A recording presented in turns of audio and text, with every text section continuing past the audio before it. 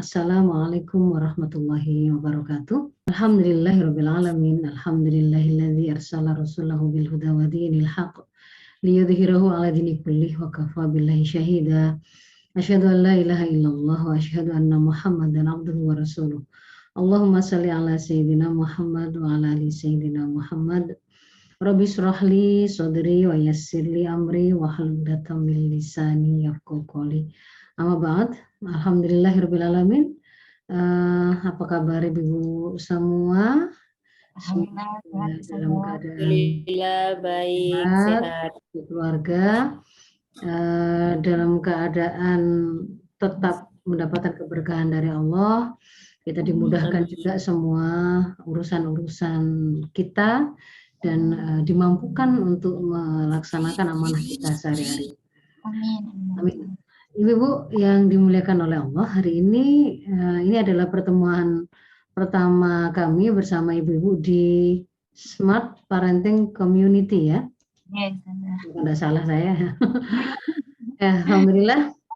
Semoga ini menjadi pertemuan yang barokah. Artinya berkah itu adalah sesuatu yang bisa menjadi ziyadatul nikmah, ziyadatul khair ya.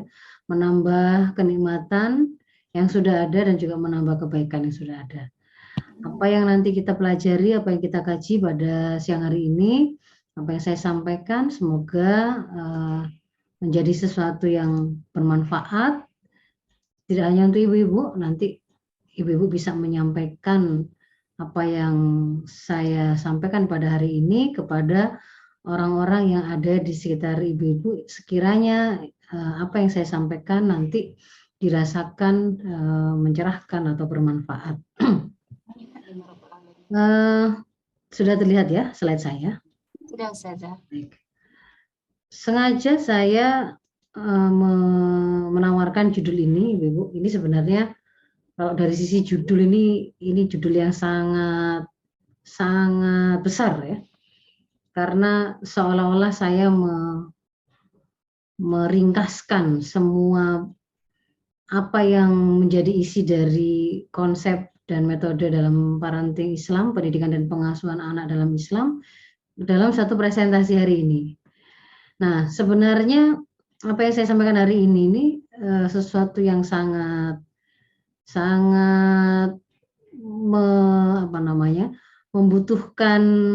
membutuhkan jam terbang yang lama ya. Artinya hasil pengolahan saya dari selama ini belajar, selama ini kemudian mendampingi para ibu-ibu untuk kemudian melakukan pendidikan dan pengasuhan anak atau generasi, juga diambilkan dari banyak sekali kitab-kitab rujukan yang saya mengkajinya bahkan tahunan begitu ya. Sehingga kalau kemudian nanti itu saya menyampaikannya dalam satu pertemuan, bukan berarti kemudian yang saya sampaikan ini itu sudah mencakup segala ilmu yang sebenarnya ingin saya sampaikan. Tetapi minimal itu kerangka berpikir tentang apa saja sih sebenarnya prinsip-prinsip dalam parenting Islam itu yang kemudian saya harus cari tahu lebih lanjut ya. Saya harus cari tahu lebih lanjut dan posisinya, kedudukannya itu seperti apa. Kalau kemudian disusun dalam sebuah bangunan pemahaman itu nanti akan insya Allah akan bisa membantu untuk memudahkan ibu-ibu memahaminya. Ya, jadi prinsip dan dasar parenting Islam saya beri dalam tanda kurung, an overview artinya sebuah gambaran singkat ya, sebuah gambaran singkat karena bukan hendak mendetili untuk item per itemnya, nanti itu akan sebenarnya menjadi bahasan tersendiri.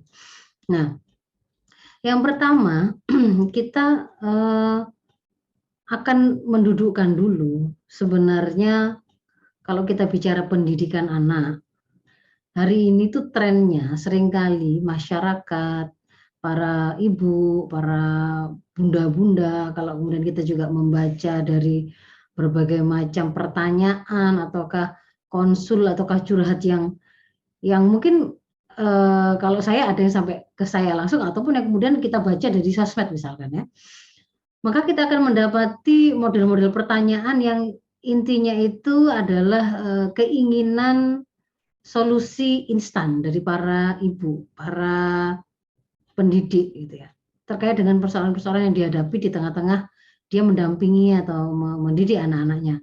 Misalkan ketika menghadapi anak tantrum, kesulitan menghentikannya, kesulitan menyikapi tantrum itu ketika di ruang publik misalkan, atau sampai kemudian mereka juga malah jadi stres. Itu yang kemudian kita sering dapatkan adalah pertanyaan yang berjenis apa tips parenting untuk menghentikan anak tantrum, tips mengajar anak membaca cepat, tips mengajar anak berhitung cepat dan begitu Bu ya.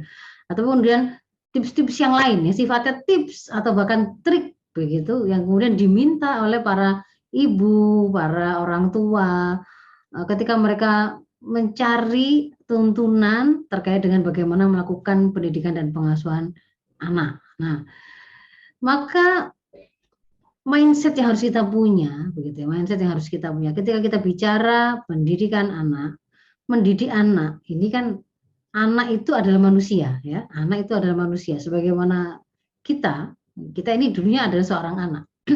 Maka mendidik anak itu adalah mendidik generasi manusia, dan manusia itu tuh bukan ada dengan sendirinya, tapi ada yang mengadakan, ada yang menciptakan dari tidak adanya. Dan penciptaannya itu tidak dengan ketidaksengajaan, begitu ya. Bukan nggak sengaja, tapi sengaja ada visi misi penciptaannya dari penciptanya. Maka kalau kemudian kita bicara tentang pendidikan anak, itu sebenarnya sangat berkaitan erat dengan prinsip-prinsip dasar bagaimana kita memandang manusia, kita memandang kehidupan ini, memandang alam semesta, siapa saya, siapa anak saya, untuk apa mereka ada, untuk apa mereka hidup. Mereka seharusnya kemudian saya cetak, saya desain untuk jadi orang itu yang seperti apa, ya, apakah kemudian dia harus saya cetak menjadi ulama, ataukah saya cetak menjadi polisi, ataukah menjadi tentara, ataukah menjadi dokter, ataukah menjadi dosen, dan seterusnya begitu. Bagaimana kemudian kita memandang peran atau kiprah yang kemudian kita inginkan akan mereka ukir dalam perjalanan hidup mereka, maka sebenarnya itu sangat ditentukan oleh kita sendiri, memandang diri kita ini, siapa anak kita ini, siapa kehidupan ini, dari mana alam semesta ini juga, untuk apa ada, begitu kan ya. Setelah ini mau kemana, sampai kemudian akhirnya bisa kita temukan bahwa di dalam episode perjalanan hidup kita, setelah kita sudah dudukkan bahwa kita ini pun tidak terwujud tanpa kesengajaan, tapi dengan visi misi penciptaan dari pencipta kita, bahwa kita itu adalah diciptakan untuk mengabdi kepadanya dengan menjalani kehidupan ini sesuai dengan aturan yang diberikan olehnya. Nanti akan kita pertanggungjawabkan ketika kita dikembalikan kepadanya. Maka di dalam episode perjalanan kita menjalani hidup itu ada fase di mana kemudian kita melakukan pernikahan, kita mengambil amanah tambahan di luar sebagai hamba Allah, bahwa kita kemudian mengambil amanah menjadi seorang istri, lalu kemudian menjadi seorang ibu, dan kemudian di situ kita memiliki anak. Nah, di situ kemudian ada pandangan kita terhadap kelahiran anak-anak kita, posisinya, haknya itu atas kita itu apa, kewajiban kita terhadap itu seperti apa. Nah, maka pendidikan anak yang kemudian nanti akan kita pahami itu adalah bagian dari kewajiban yang harus kita sempurnakan terhadap anak-anak kita, sangat berkaitan erat, tidak semata-mata dengan teknologi tertentu, ya, semata-mata berkaitan dengan ilmu pengetahuan tertentu seperti tadi itu teknik-teknik pendidikan kah, alat-alat pendidikan kah, ataukah kemudian bahkan hanya hal yang sifatnya tips dan trik tadi, tetapi itu sangat berkaitan erat dengan sakofa. Sakofa itu urusannya adalah sebuah ilmu atau pengetahuan yang sumbernya itu adalah dari ujungnya adalah akidah. Ada akidah tertentu. Akidah itu adalah bagaimana kita memandang diri kita, kehidupan dan alam semesta ini tadi, yang akan mengantarkan kita kepada bisa mengetahui hakikat diri kita itu siapa. Nah, mendidik anak itu juga membutuhkan pemahaman yang sahih. Jadi nggak semata-mata hanya cara singkat yang kita butuhkan, cara instan untuk menangani ini itu. Kalau itu pun bahkan sesuatu yang sebenarnya bahkan tidak terlalu krusial begitu ya. Sebagaimana kalau kita ingin misalkan mentransfer uang begitu ya. Kalau cara transfernya, tips aman transfernya, triknya untuk kemudian cara transfer yang paling mudah itu sesuatu yang bahkan bisa kita lakukan nggak harus dengan satu kepakeman, itu bisa gonta-ganti tergantung situasi, tergantung kondisi, tergantung tempat, waktu dan seterusnya. Tapi yang lebih penting itu sebenarnya punya nggak sih kita itu sesuatu yang mau kita transfer. Itu kalau kita bicara tentang misalkan transfer tadi, sama dengan pendidikan atau parenting ini tadi ya, pendidikan dan pengasuhan anak itu.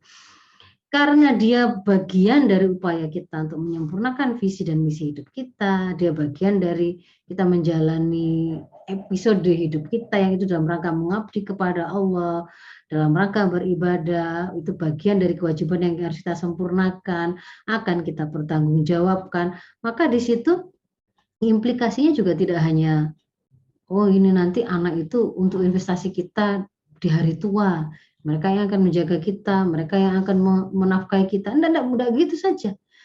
Tidak juga hanya untuk nanti anak-anak kita besar jadi apa ya, dia bisa bekerja dengan gaji yang seperti apa, kesejahteraan seperti apa. Tidak hanya itu, tetapi implikasinya adalah juga di akhirat nanti. Sampai urusannya sampai dengan surga dan neraka. Apakah kemudian anak-anak kita itu akan menjadi jalan kita mendapatkan kemuliaan di sisi Allah, mendapatkan keridhaannya, mendapatkan surganya, ataukah malah bahkan ternyata kita akan berhadapan dengan anak kita di mahkamah Allah dan mungkin ujungnya mungkin salah satu di antara kita kemudian akhirnya harus terpisah selama-lamanya, di akhirat selama-lamanya urusannya itu. Ketika salah satu masuk neraka, ketika salah satu masuk surga, itu sudah perpisahan selama-lamanya. Ataukah kemudian kita justru saling bantu-membantu, saling menarik untuk kemudian mendapatkan surga ke kualitas yang lebih tinggi karena memang di dalam Islam juga diindikasikan seperti itu. Anggota keluarga bisa saling tarik menarik untuk mendapatkan surga yang lebih tinggi sekalipun anggota keluarga yang ditarik itu tidak memiliki amal selevel atau sebaik anggota keluarga lain yang dia kemudian menariknya ke kualitas atau ke imbalan Allah ke kehidupan di akhirat nanti yang lebih baik. Maka ini sebenarnya adalah perkara yang sangat besar, urusan yang sangat penting. Nah, pendidikan anak itu bukan milik kita. Ini prinsip yang kedua, anak itu bukan milik kita. Kalaupun kemudian Allah itu menciptakannya melalui jalan adanya pernikahan yang kita lakukan, ada bapak dan ibunya, akan tetapi dalam setiap proses terciptanya anak kita itu sama sekali itu sebenarnya bukan dalam ranah kekuasaan kita untuk mengadakan atau tidak mengadakan sang anak tersebut, bagaimana membentuknya, bagaimana mengindahkan itu bukan. Jadi itu adalah ciptaan Allah yang kemudian diamanahkan kepada kita. Karena ini adalah amanah, maka pasti akan kita kembalikan, pasti akan diminta kembali oleh sang pemberi amanah dan kita akan diminta pertanggungjawaban oleh sang pemberi amanah. Maka ketika kemudian kita diberi amanah untuk mendidiknya, arahan pendidikan yang kita lakukan, desainnya seperti apa, itu tidak boleh tidak kecuali kita bertanya kepada sang pemberi amanah, bukan maunya kita. Saya dari dulu punya cita-cita, misalkan pengen punya anak artis terkenal gitu, sehingga saya juga ikut-ikutan terkenal misalkan. Itu maunya siapa gitu? Maunya siapa? Kalau mau kita salah berarti. Kita harus bertanya, kita disuruh mencetak anak-anak dengan desainnya seperti apa? Kepada siapa? Pertanyaannya adalah kepada sang pemberi amanah. Dalam hal ini adalah kepada Allah, berarti kita membaca tuntunannya atau wahyunya. Maka kalau kemudian kita membaca tuntunannya, kita akan menemukan ada beberapa prinsip. Saya angkat di sini cuma 6 tuntunan ya. 6 prinsip. Yang pertama adalah terkait dengan tujuan pendidikan, untuk tujuan atau targetnya ya. Ini kita bisa tarik, kita bisa simpulkan, kita bisa mendapatkan apa sih sebenarnya yang diinginkan oleh Allah ketika kemudian Allah itu menciptakan manusia dan kemudian lahir manusia-manusia baru itu seharusnya mereka itu ada pada posisi yang seperti apa. Maka dalam dua kotak ini Ibu bisa lihat yang di sebelah kanan itu adalah beberapa dalil yang bisa menjadi rujukan untuk mendapatkan gambaran profil atau visi generasi atau manusia yang kemudian ada dalam Islam. Yang pertama bahwa manusia itu ketika diciptakan oleh Allah dia membawa visi penciptaan sebagai ibadullah, sebagai hamba Allah, seperti yang ada pada surat Ad-Dariyat 56. Di sana Allah berfirman, "Wa ma khalaqtul jinna wal insa illa liya'budun." Tidaklah aku ciptakan jin dan manusia kecuali untuk beribadah padaku. Kalau di dalam Al-Baqarah 30 kemudian ketika Allah menciptakan Nabi Adam itu dengan diberi sebuah penjelasan bahwa Adam itu adalah makhluk ciptaan Allah yang akan diberi amanah untuk menjadi khalifah di bumi gitu ya. Menjadi pihak yang memimpin untuk mengelola bumi sebagaimana arahan atau tuntunan yang diberikan oleh Sang Pencipta manusia dan bumi ini. Nah, ya, dan ini adalah Allah. Lalu yang kedua bahwa setiap manusia-manusia yang lahir itu Allah ciptakan awalnya adalah dalam keadaan fitrah. Hadis tentang fitrah seperti mamin mauludin illa yuladu alal fitrah fa abawahu yuhawidani aw yunasirani aw yumajisani ya. Setiap bayi yang lahir selalu dalam keadaan fitrah, maka kedua orang tuanya yang akan membuatnya menjadi seorang Yahudikah, Nasronikah, Majusika. Fitrahnya manusia itu adalah dia akan menjadi orang yang beriman kepada Allah. Maka kita harus kemudian menjaga fitrah para manusia-manusia generasi-generasi baru itu untuk kemudian menjadi orang-orang yang beriman kepada Allah. Bahwa generasi dalam Islam itu harus bisa menjadi para pemimpin dari orang-orang yang bertakwa. Berarti kan dia juga orang yang bertakwa dan dia menjadi pemimpin orang yang bertakwa. Kita bahkan diajarkan untuk berdoa, berarti meminta, punya harapan, berusaha merealisir anak-anak yang muttaqina imama. Yang ketiga. Lalu yang keempat bahwa kita dilarang, diharamkan, meninggalkan di belakang kita itu generasi yang lemah. Berarti sebaliknya kita diperintahkan untuk melahirkan generasi-generasi yang tangguh atau kuat. Dan yang terakhir ada tugas, ya.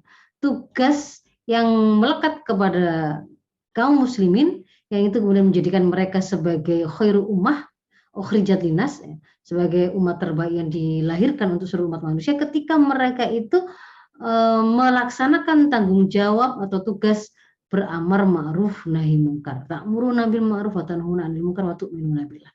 Nah, maka dari situ kita kemudian bisa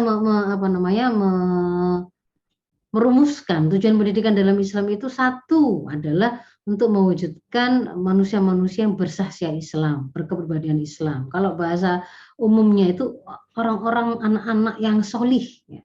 Yang solih, yang taat kepada Allah, yang dia itu senantiasa melaksanakan apa perintah Allah dan meninggalkan seluruh larangan Allah. Mereka tidak hanya baik untuk diri mereka sendiri karena di situ ada juga tanggung jawab untuk memperbaiki kerusakan yang ada di sekitarnya. Tadi kan muslih. Kalau tadi ada bahasa melakukan amar ma'ruf nahi mungkar. Mereka harus berkiprah di tengah-tengah kehidupan, maka mereka pasti harus menguasai sains, tech, skill-skill yang mereka butuhkan untuk hidup. Bagaimana bekerja, bagaimana memakmurkan bumi, bagaimana mengelola urusan-urusan kehidupan masyarakat yang macam-macam ya. Ketika kemudian mengelola hutan, mengelola sungai, menghasilkan listrik, bagaimana mengolah nuklir dan seterusnya. Itu harus kemudian dikuasai. Dari yang sifatnya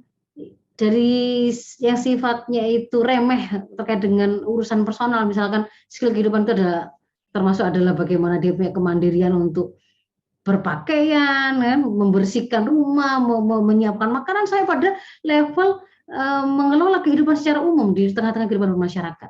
Dan di situ kemudian akan meniscayakan tidak semua dari kita itu kemudian akan memiliki profil khas yang yang tertentu yang itu pada semua bidang. Nggak mungkin kita memiliki misalkan kepakaran, keahlian, keprofesionalan pada semua bidang. Pasti kemudian di situ akan ada profil pengemban amanah tertentu yang kemudian akan kita miliki.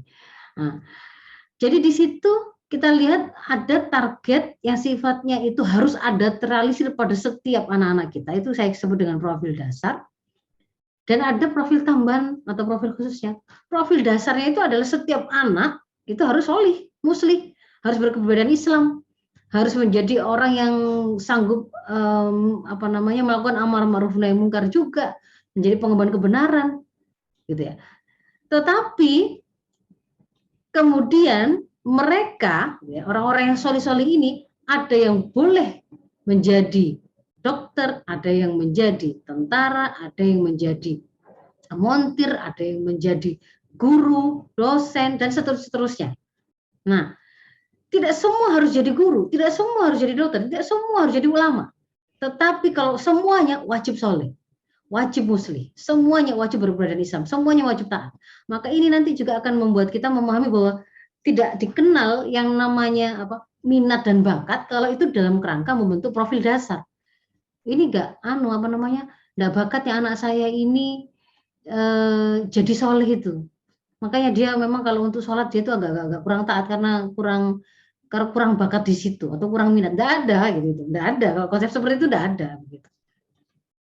Jadi kalau terkait dengan pembentukan kepribadian Islam, nah itu enggak ada yang namanya dikenal minat dan bakat.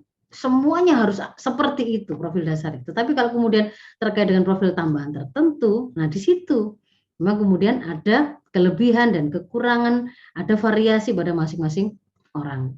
Yang kedua, tuntunan yang kedua adalah bahwa materi, pelajaran-pelajaran, informasi yang kemudian kita berikan untuk mendidik anak-anak kita itu wajib berbasis akidah Islam. Artinya berbasis akidah Islam itu tidaklah bermakna berarti semua informasi yang saya sampaikan itu harus bersumber dari Al-Quran kah, maksudnya begitu? Ataukah harus berasal dari akidah Islam kah? Tidak, tetapi yang dimaksudkan adalah akidah Islam itu yang menjadi standar untuk menilai dan mendudukkan semua pengetahuan, informasi atau materi yang kita ajarkan.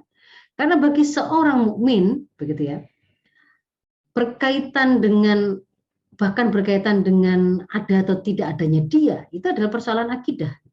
Dia itu menyadari keberadaannya ada sejak pertama kali itu, apakah dia meyakini itu adalah karena perubahan materi seperti konsep kekekalan materi yang difahami oleh orang-orang ateis ya. Karena ini perubahan materi saja, tidak ada Tuhan di situ, tidak ada Allah di situ. Itu akidah gitu loh. Sehingga mau membangun hal-hal yang lebih cabang dari pemahaman terhadap eksistensi kita dan kehidupan itu tentu akan sangat dipengaruhi oleh bagaimana dia memahami awal dari eksistensi alam semesta kehidupan termasuk dirinya tadi. Dan bagi seorang mukmin, hal pertama yang wajib, yang menjadi kewajibannya itu adalah mengenali Allah. Mengenali Allah dan kemudian wal iqraru bihi. Awwalu ma yajibu 'alal abdi ma'rifatuhu wal iqraru bihi. Hal pertama yang wajib bagi seorang hamba terhadap Tuhannya adalah dia mengenal Tuhannya, mengenal Allah, dan kemudian melakukan ikrar. Ikrar itu adalah kalau ikrar kita, pengakuan kita terhadap keberadaan Allah, kita meyakini dia sebagai pencipta kita dan pencipta alam semesta, itu adalah syahadat tauhid, asyhadu an la ilaha illallah. Ya.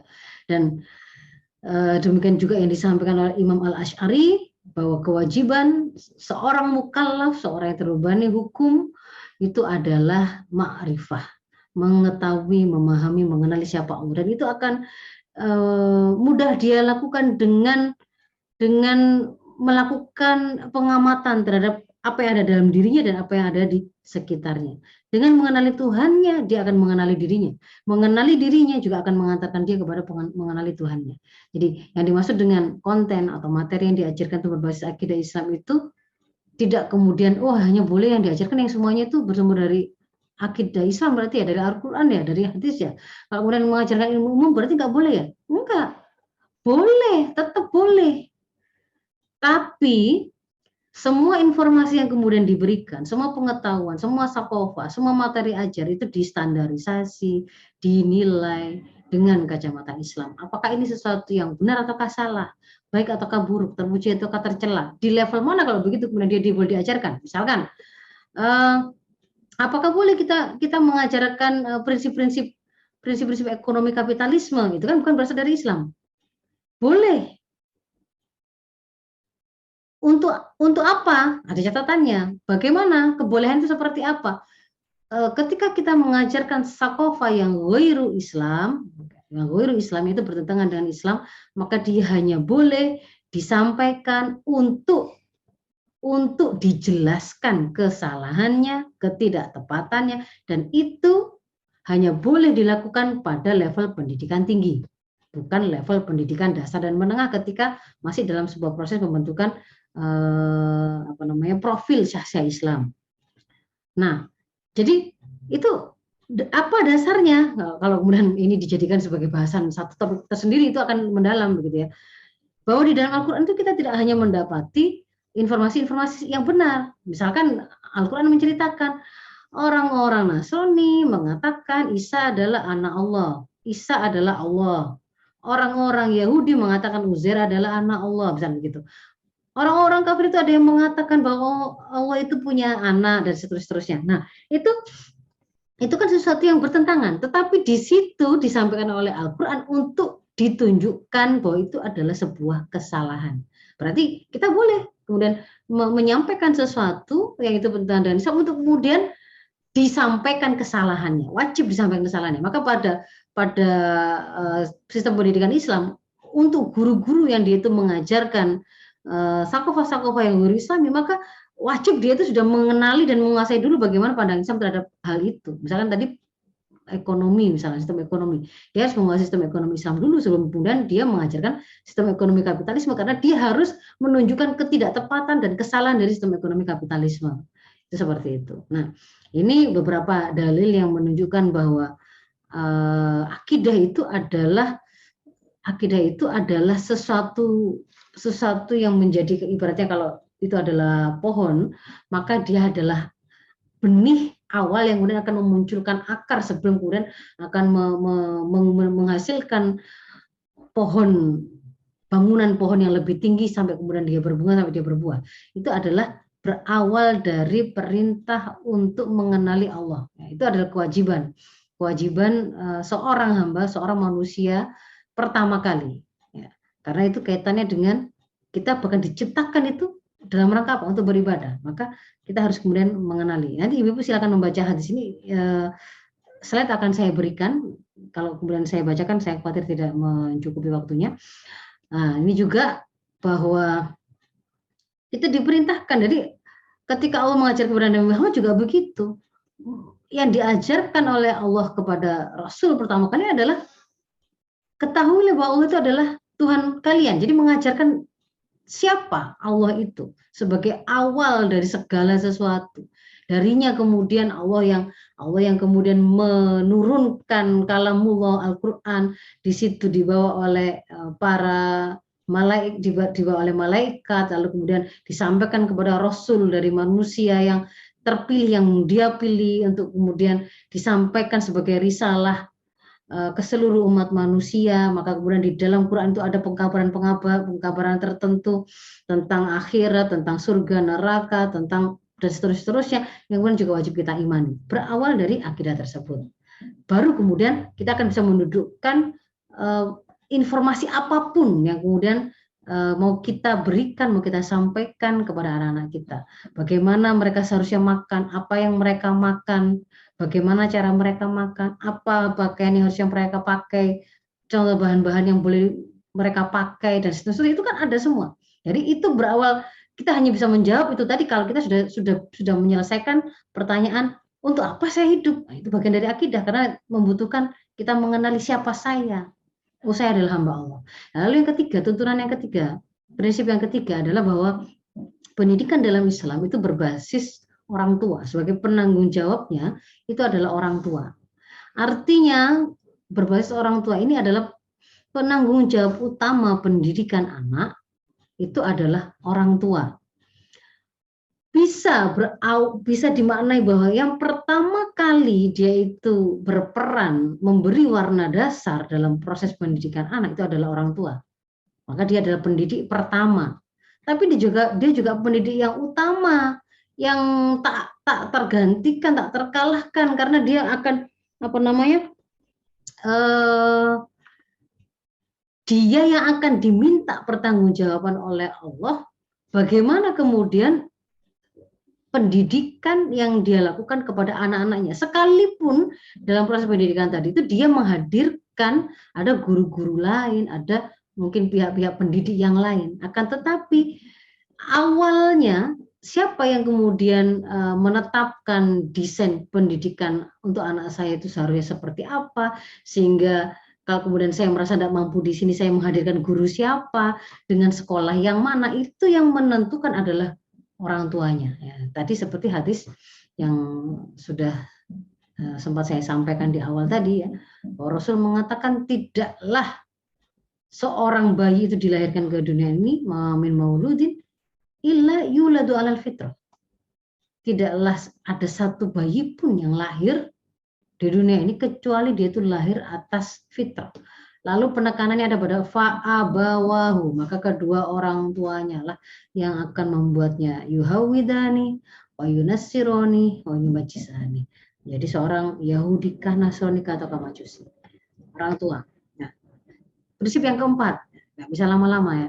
Kalau didetailkan bisa, mungkin di sesi-sesi berikutnya.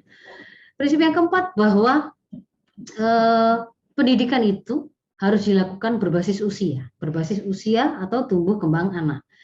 Jadi tidak sama begitu ya, pendidikan itu terus dilakukan pada satu waktu, itu enggak.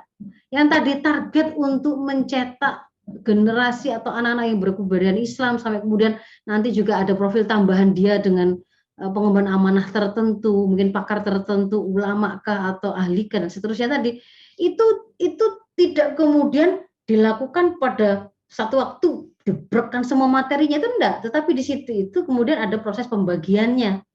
Maka dikatakan di situ berbasis usia. Pelaksanaannya di lapang pada saat kita mendidik anak itu berbasis usia, berbasis tumbuh kembang anak.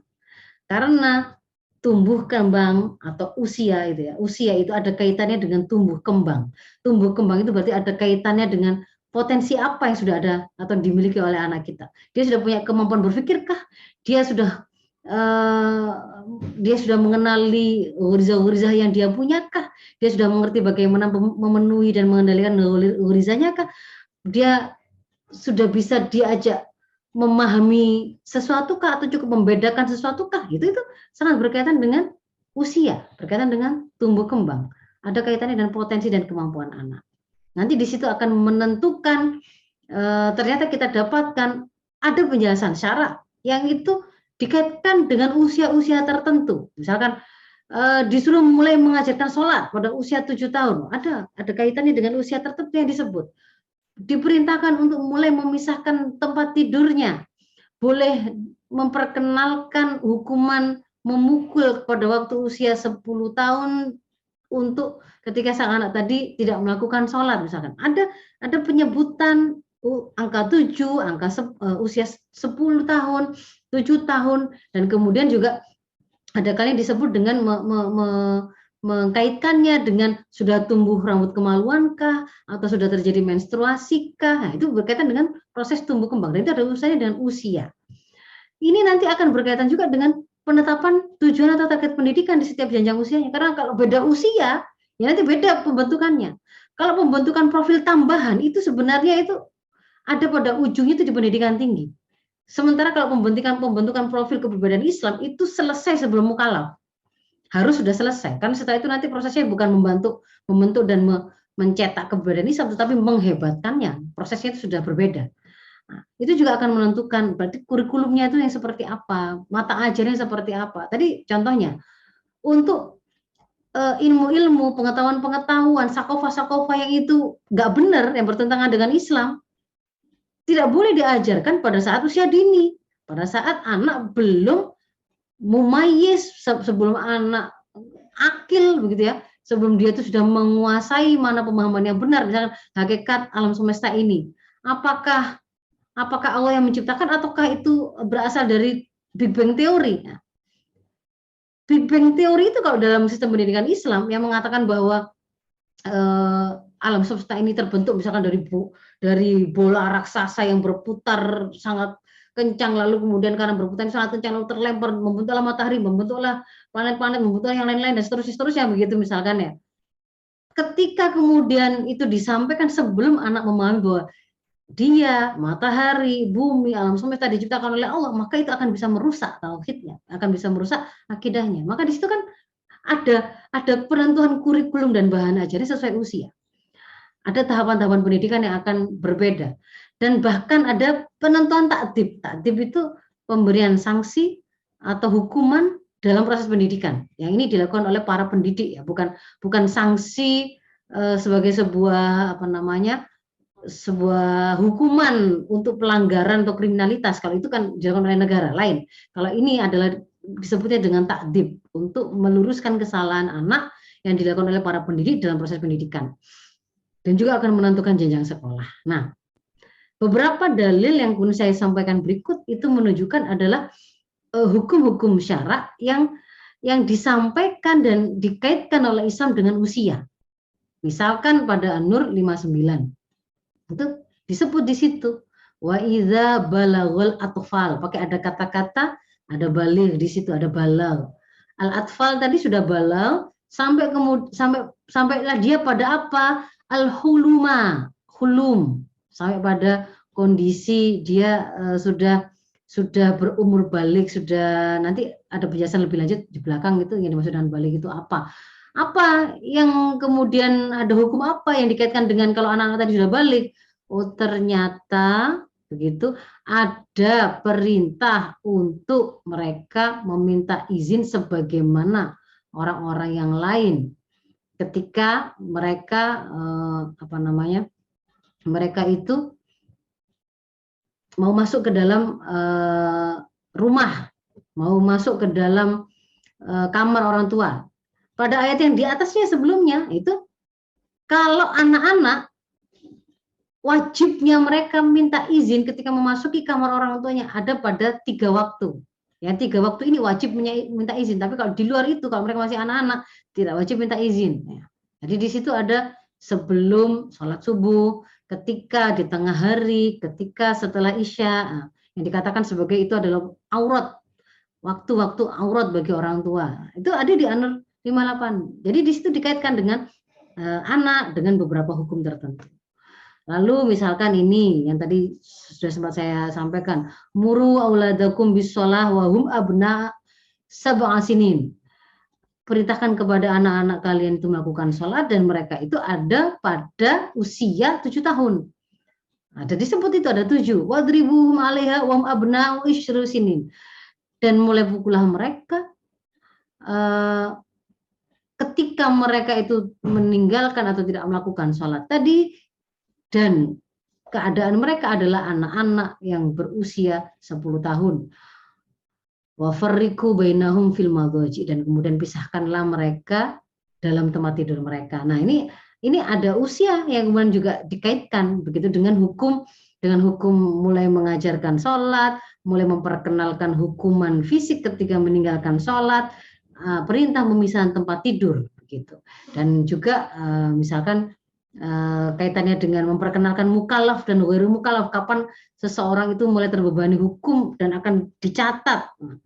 Dikatakan rufi al-qalam, tidak dicatat, diangkat pena, belum dicatat, belum diminta pertanggungjawaban itu kalau seseorang itu masih dalam keadaan salah satunya adalah anak sampai dia balik. Jadi di situ memang diperkenalkan seperti itu. Dan di dalam proses tumbuh kembang anak itu, di dalam Islam itu selain dikenal istilah anak-anak, ada ghairu mukallaf, juga dikenal kata-kata akil, balik, juga dikenal mumayyiz. Nah, tahapan mumayyiz ini hanya dikenal dalam Islam dikatakan mumayyiz ini berarti orangnya itu disebut mumayyiz dari kata kerja mayyaza yumayyizu ya, yang artinya itu membedakan. Jadi mumayyiz berarti dia sudah bisa membedakan,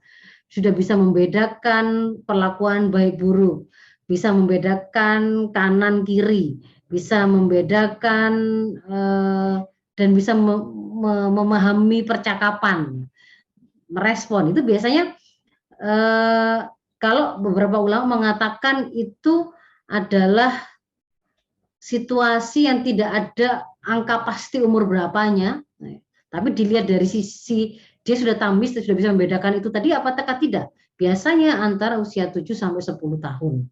Biasanya antara 7 sampai 10 tahun itu adalah masa-masa mumayyiz. Tapi sebenarnya lebih kepada lihat dulu apakah dia sudah memiliki kemampuan membedakan sehingga dia bisa paham pembicaraan. Nah, kalau bahkan pada fikih misalkan ketika ada perceraian antara seorang bapak atau ibu, mumayyiz ini kalau dia sudah bisa membedakan perlakuan baik dan buruk kedua orang tuanya, maka pada keadaan dia sudah mumayyiz, dia boleh memilih dia mau ikut siapa. Tapi kalau dia ghairu mumayyiz, maka kemudian dia masih ikut kepada ibunya, karena itu berarti dia masih dalam masa hadona atau pengasuhan. Ya, jadi di sini silakan dibaca nanti detailnya ini. Jadi saya hendak menunjukkan bahwa ada tahapan namanya mumayyiz. Kalau kemudian dipetakan mungkin kayak begini ya. Secara globalnya itu kita menyebutnya kalau dalam bahasa Indonesia ada anak-anak, dewasa, nah dikenal remaja ya.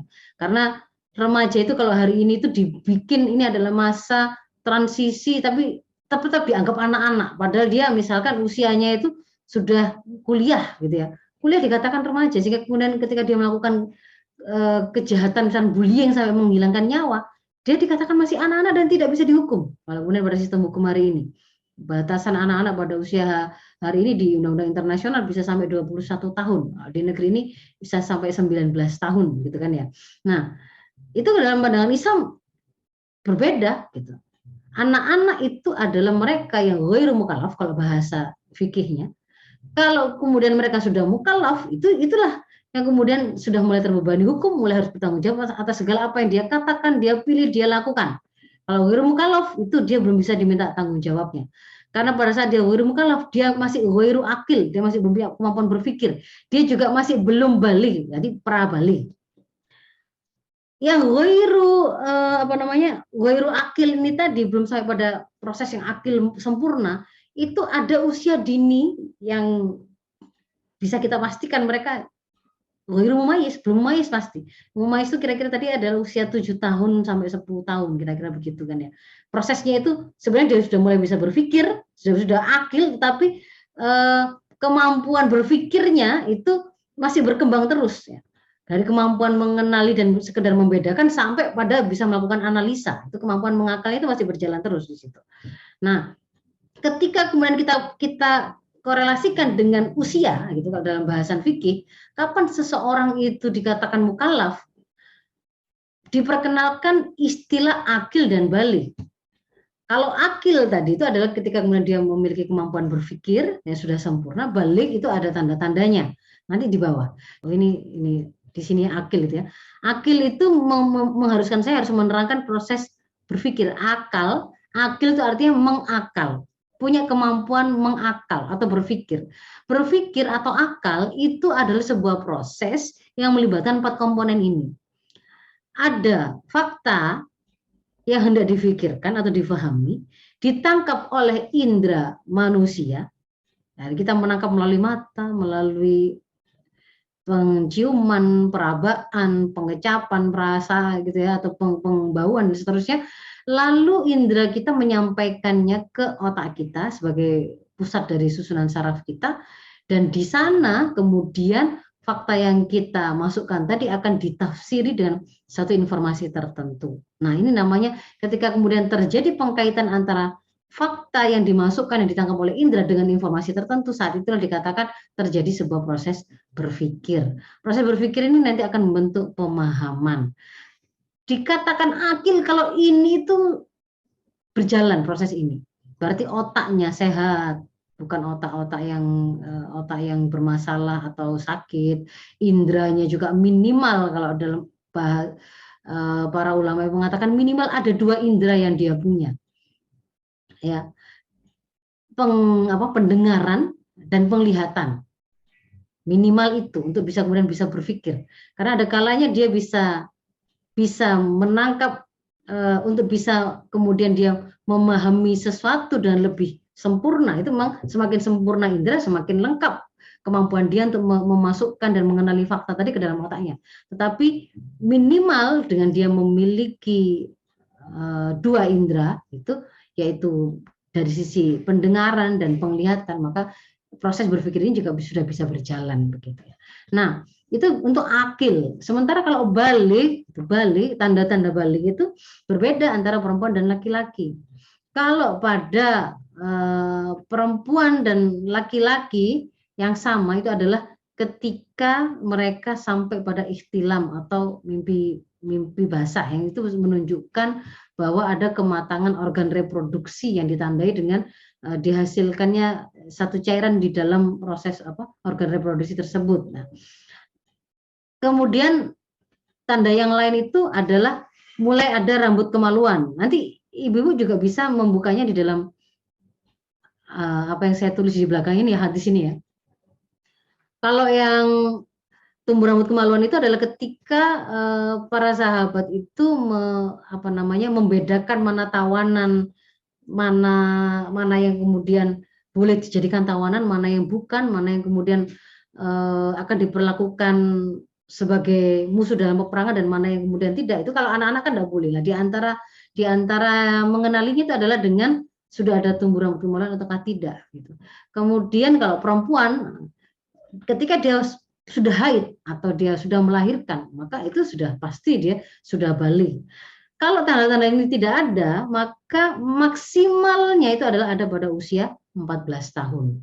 Setelah itu pasti dewasa. Maka tadi di gambar yang tadi itu, setelah 15 tahun ke atas itu sudah mukallaf pasti. Ini. Nah, kalau kemudian tadi itu berbasis usia pendidikan tadi, itu akan menentukan target. Maka di sini ada beda. Kalau usia dini itu ibaratnya kayak kita mempersiapkan, ibaratnya mau membuat bangunan gitu ya. Kepribadian anak-anak kita itu adalah semacam bangunan ya. Maka usia 0 sampai 7 ini kayak mempersiapkan bahan bangunannya begitu. Fisiknya itu kan kita perlu kasih masukan asupan makanan-makanan yang bergizi karena nanti sel-selnya, otot-ototnya, tulangnya, semua organ-organ itu masih tumbuh, termasuk otaknya kan masih berkembang gitu. 50% perkembangan otak itu ada pada 0 sampai 2 tahun. Setelah itu kemudian bertambah 20% sampai usia 5 tahun dan kemudian hingga 80% di usia 8 tahun dan sisanya itu ketika sudah dewasa. Waktu saya masih kan ya? Ya. Jadi di usia dini itu mempersiapkan bahan bangunannya. Kita mengajari anak tentang ini loh rasa kalau mereka nangis karena sakit, ini sumuk, ini gerah, ini lapar, ini kebelet pipis, itu kan semuanya masih kita memperkenalkan mereka mengenali potensi yang ada pada diri mereka. Ini jari, ini mata, ini hidung dan seterusnya. Ini rasa manis, ini rasa pahit, ini panas, ini nyeri, ini dan seterusnya. Jadi itu sesuatu yang akan nanti kita butuhkan pada usia berikutnya di 7 tahun yang kedua. Ini kalau pakai periodisasi seperti kata Imam Ali ya, 7 tahun pertama perlakukan anakmu seperti raja, karena pada usia itu adalah usia di mana anak itu memang membutuhkan khidmah atau pelayanan. Nggak perlu disiksa, nggak perlu dipukul, nggak perlu diapa-apakan begitu ya. Cukup dibiarkan saja, nggak dilayani, anak pasti akan hancur, pasti akan meninggal. Usia dini itu, kalau ada usia dini. Maka pada saat itu memang mereka wajib untuk kemudian mendapatkan pelayanan. Untuk bisa hidup mereka harus mendapatkan pelayanan. Maka karakter di usia dini itu, pola asuhnya itu memang lebih menuntut kepada kesabaran, pemberian pelayanan, pengorbanan, dan kedekatan itu akan terbentuk secara alami dengan sejalan dengan pelayanan yang diberikan oleh orang tua tadi kepada sang anak. Itu di usia dini. Lalu di usia 7 tahun kedua, kalau Imam Ali mengatakan diperlakukan anak seperti tawanan. Nah, karena pada usia ini sudah masuk pada usia mumayyiz kan begitu kan ya, sudah mulai bisa memiliki kemampuan untuk berpikir, fisik mereka itu bahkan sudah dalam keadaan sudah siap untuk kemudian diajari, maka kalau dalam bahasa hadis tadi mulai disuruh mengajarkan syariah di situ, ajari anakmu sholat pada usia 7 tahun. Sebagaimana apa adanya, hukum sholat apa adanya. Kalau subuh ya berarti pada waktu jam subuh begitu ya. Zuhur 5 waktu ya berarti di waktu itu mulai disuruh mengajarkan.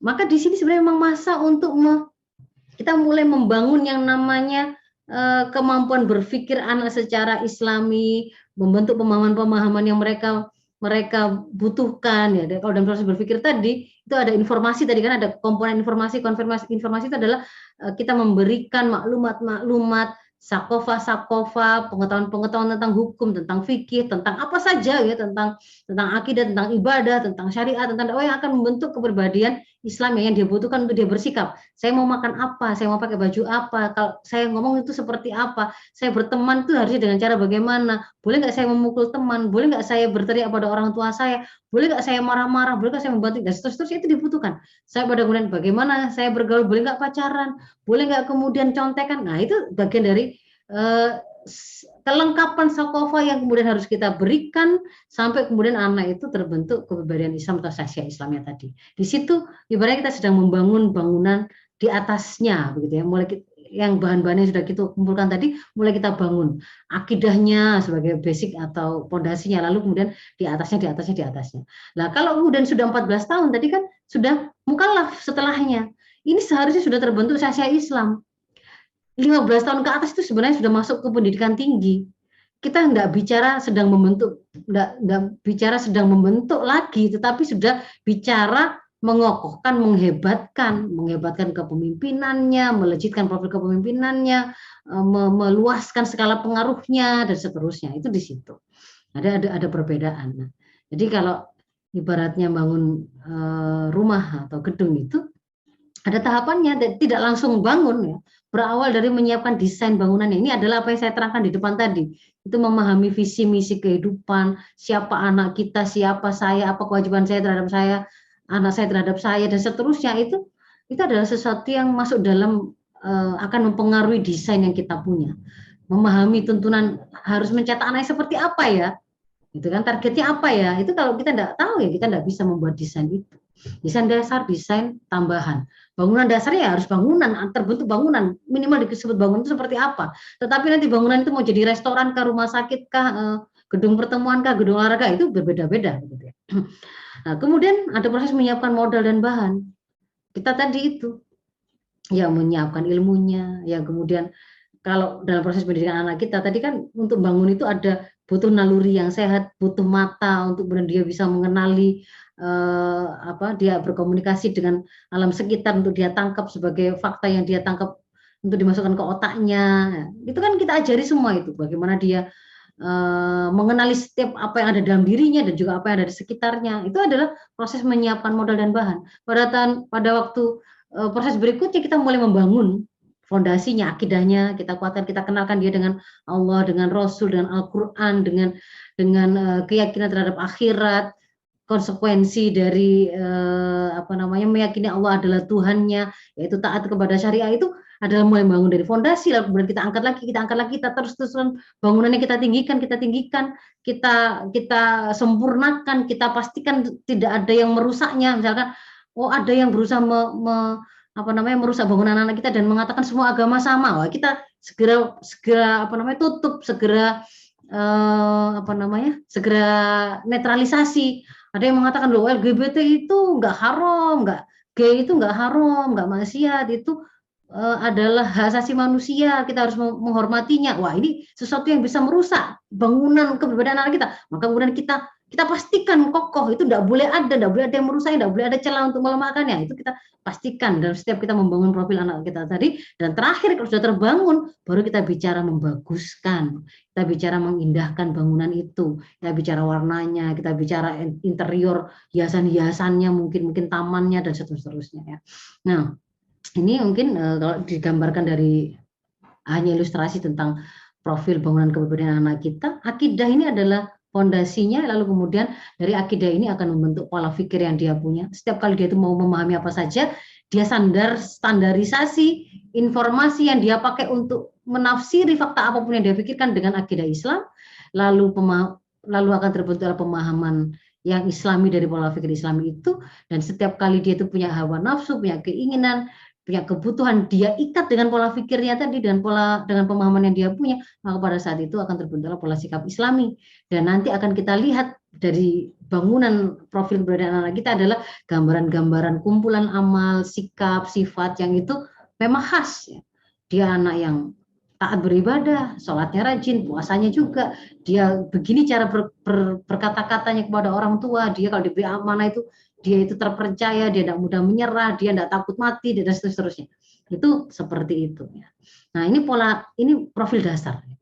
Nanti baru kemudian kita bicara orang yang seperti ini. Nah, itu boleh jadi ada yang jadi khalifah, ada yang jadi pemimpin pasukan, ada yang jadi dokter, ada yang jadi guru, ada yang dan seterusnya. Dan proses itu tadi, pendidikan tadi itu berkesinambungan, kan tadi berbasis usia itu juga menunjukkan tahapan dalam pendidikannya, begitu ya. Para pelaku pendidikan itu adalah 4 ini.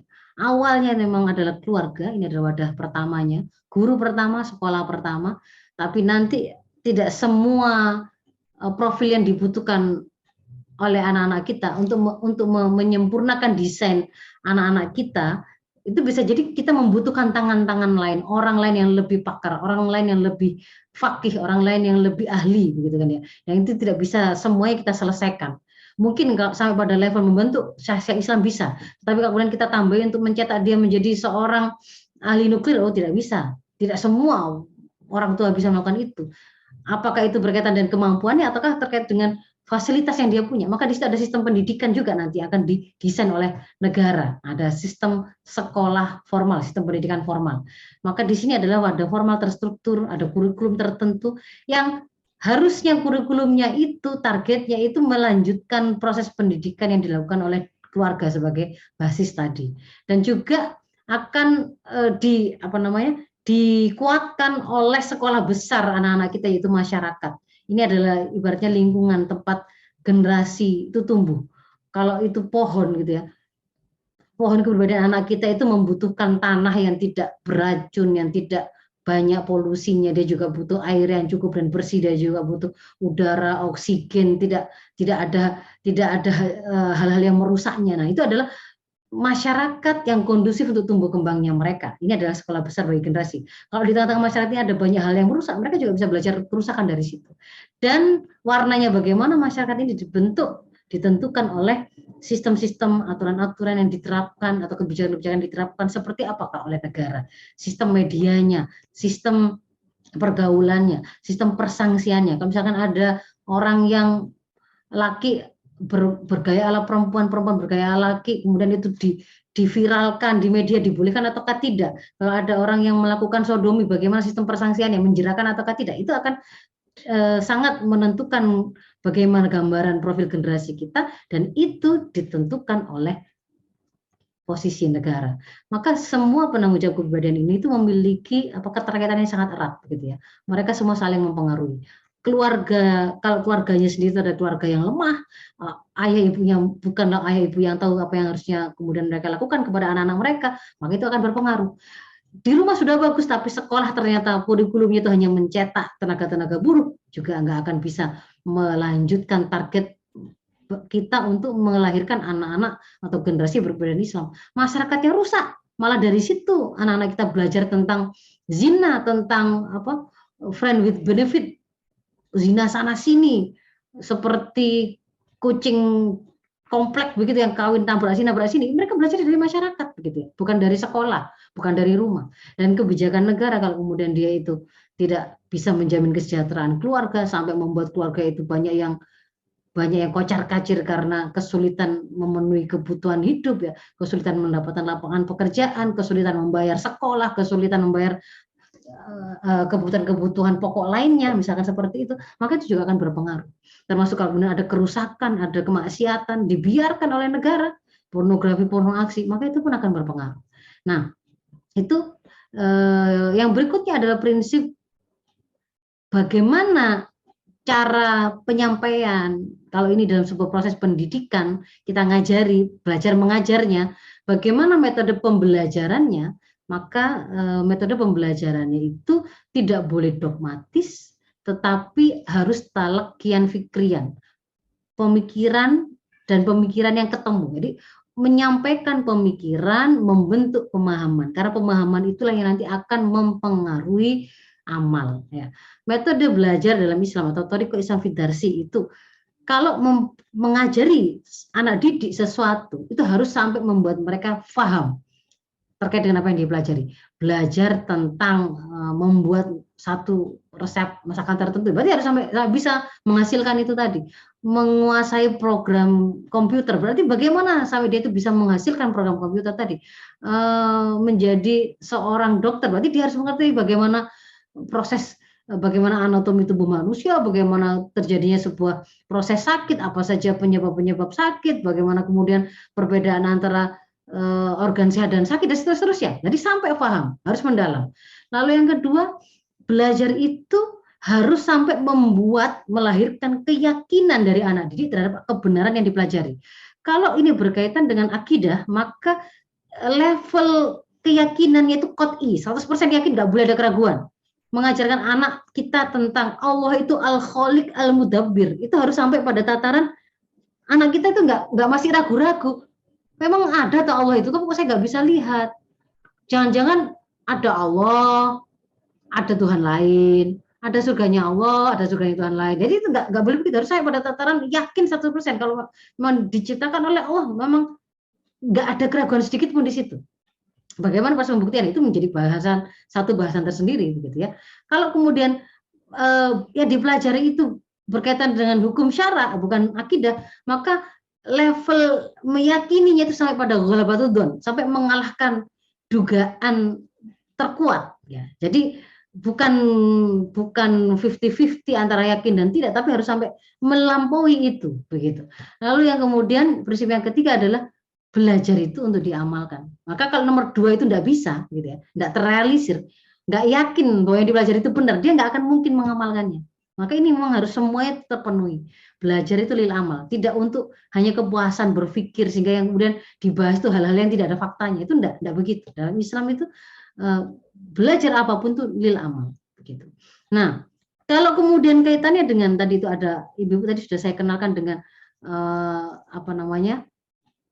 proses pendidikan itu berbasis, kalau dari sisi konten atau materi itu berbasis akidah, itu di sini ya. Bahwa berpikir tadi itu adalah sebuah proses yang melibatkan 4 komponen, ya kan? Ada fakta yang ditangkap oleh indera, disampaikan ke otak, di sana nanti akan ditafsir dan informasi. Nah, informasi inilah yang akan menentukan pola pikirnya.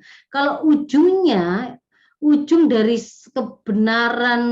kebenaran yang dijadikan sebagai standar itu adalah informasi yang berasal dari wahyu atau akidah Islam, maka akan membentuk pola pikir yang Islami, akan membentuk pemahaman yang Islami, dan kalau kemudian dia pakai untuk mengikat amal, akan terbentuklah pola sikap Islami.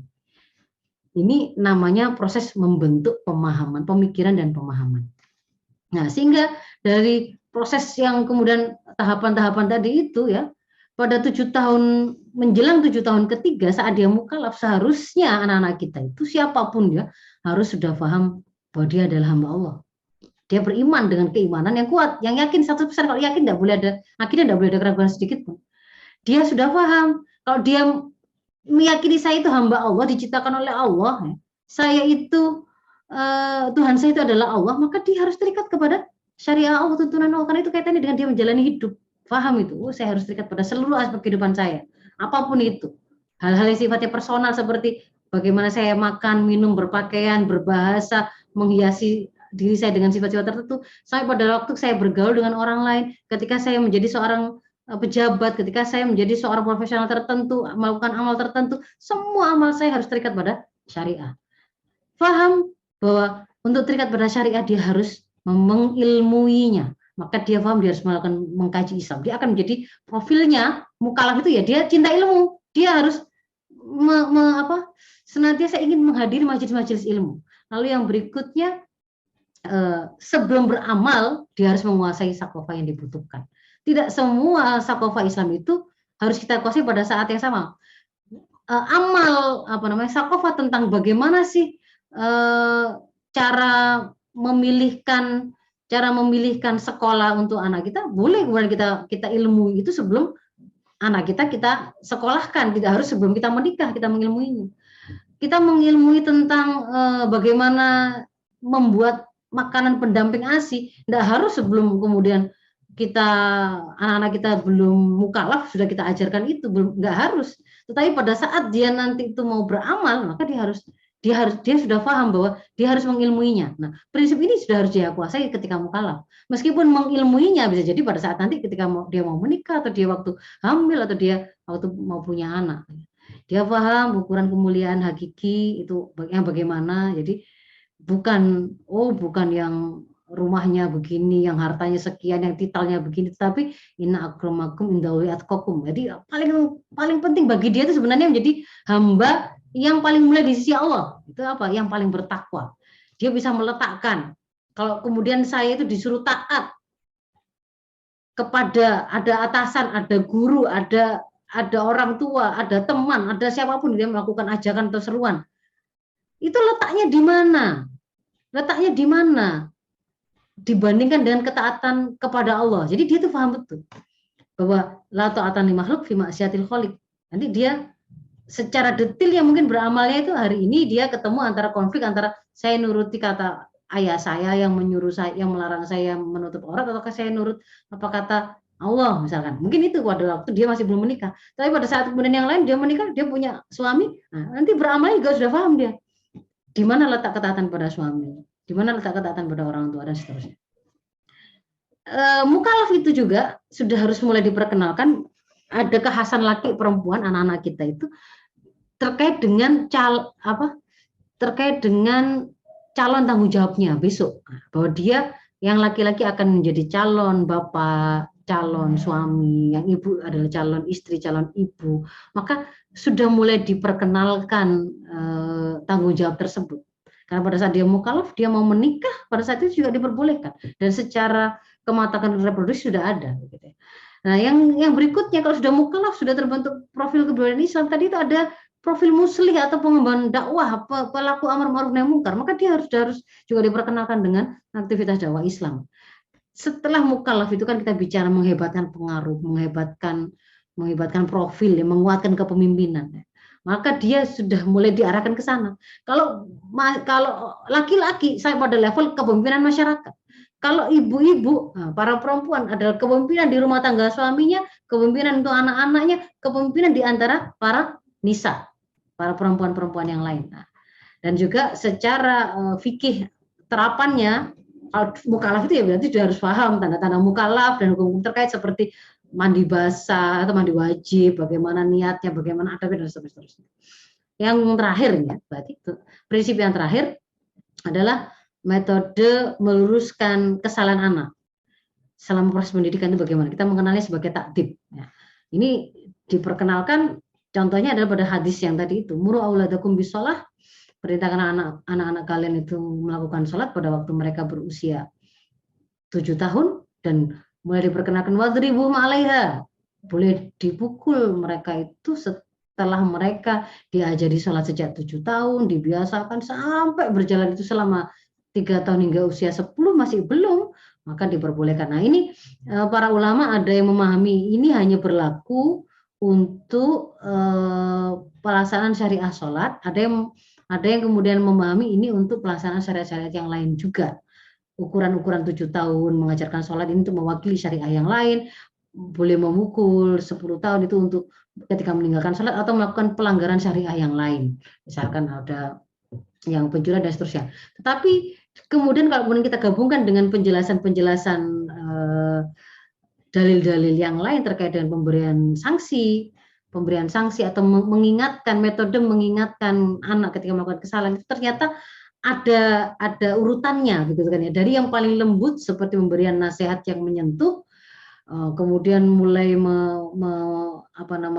menunjukkan ketidaksukaan, mulai menyampaikan adanya ancaman, boleh kemudian mulai memberikan melakukan isolasi, tidak mengajak bicara, atau kemudian